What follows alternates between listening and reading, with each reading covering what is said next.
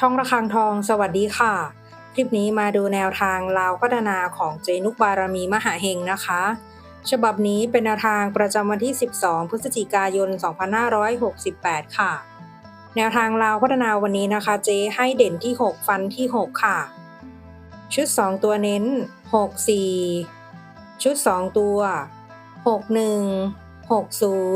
62ชุด3ตัว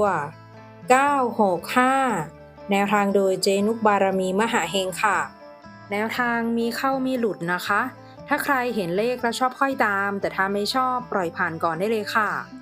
ฝากกดไลค์กดแชร์กดติดตามพร้อมกดกระดิ่งแจ้งเตือนเพื่อที่จะไม่พลาดคลิปใหม่ๆจากช่องระฆังทองด้วยนะคะขอบพระคุณทุกท่านที่เข้ามารับชมค่ะ